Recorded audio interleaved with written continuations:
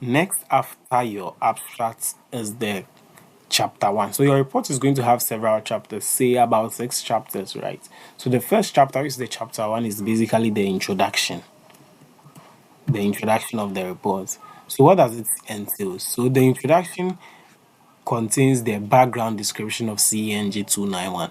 So in your introduction, which is the chapter one, you are going to talk about what CENG 291 is about. So give a brief description of the course Engineering Society, while this course was let's say introduced by the College of Engineering and how it's going to benefit engineering students. So this whole thing I already spoke about some of them in the general overview video, so you can watch that and let's say factor that in when you are giving a background description of CNG 291.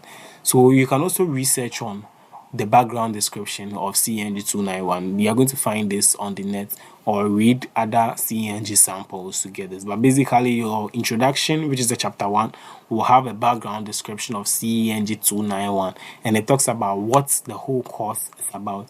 Also, your introduction will have background description of the report. So in here, I'm going to talk about everything you talked about in your report. But this is different from your abstract. In your abstract, you summarize the whole report. But in your background description of the report, you are going to talk about, yes, although it's also a summary, but this time around, this doesn't talk about the content. It talks about the subtopics. So let's say you are going to mention the name of your topic, your name and your community. You are going to talk about say you provided materials and methods. You're going to talk about problem identification, and you say that your report talks about analysis, it talks about the cause, it talks about the effect, it talks about solution. So you're going to talk about the subtopics in your report. You're not going to say what is in there over here.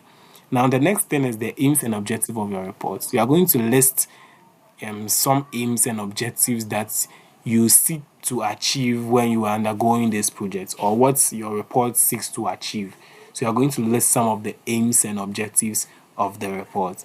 So yeah, this is the introduction. That's the first chapter, chapter one. And usually most of the time, most of the reports I've read, the introduction, which is this chapter one, or because it does not really is an introduction, does not really take so much. It usually takes let's say one page or 1.5 page of the whole report.